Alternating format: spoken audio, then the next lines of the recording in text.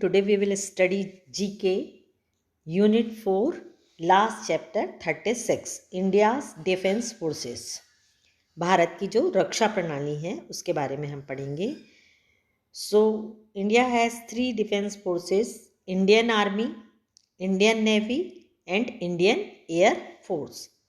Answer the following questions with the help of the box. आपको यहाँ पर 15 question दिए गए हैं, फिलअप्स हैं और आपको ऑप्शन बॉक्स में दिए गए हैं, उसमें आपको चूज करके करेक्ट आंसर आपको लिखना है। Number 1, who was the first Indian commander in chief of Indian army?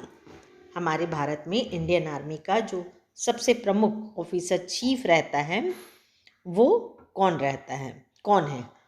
तो आंसर है FMKM Cariappa. Second, Who was the army chief to be assassinated by terrorist? Army का ऐसा कौन सा चीफ था जो टेररिस्ट मतलब आतंकवादियों से एसेसिनेटेड मतलब शहीद हुआ था?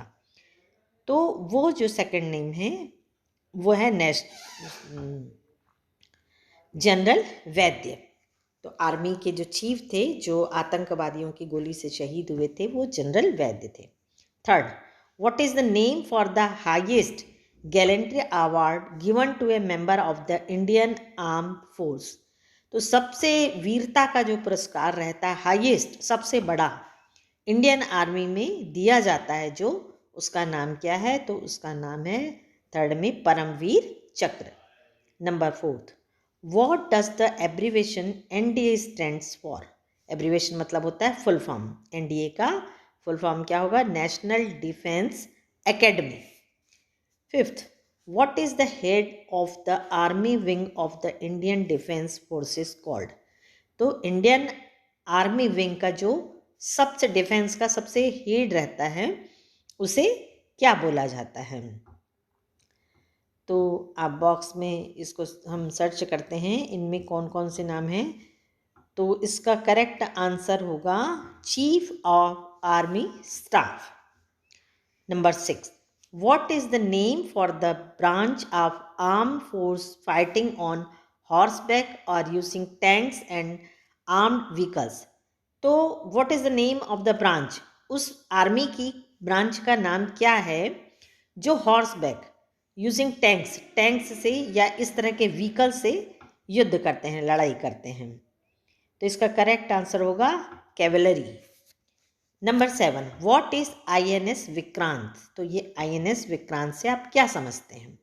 Number 7, aircraft carrier.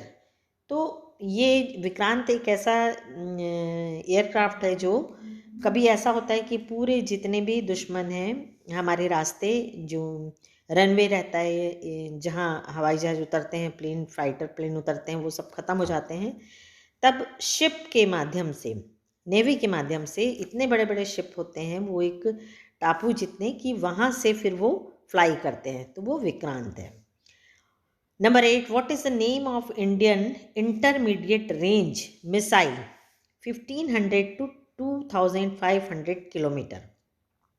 What is the name of Indian intermediate range missile का नाम आपको बताना है जिसकी स्पीड 1500 से 2500 किलोमीटर होती है। तो इसका करेक्ट आंसर होना चाहिए Agni. Number 9, where is the Indian navy academy located? तो इसका जो इंडियन नेवी लोकेटेड कहाँ पर है, इसका करेक्ट आंसर होगा कोचीन।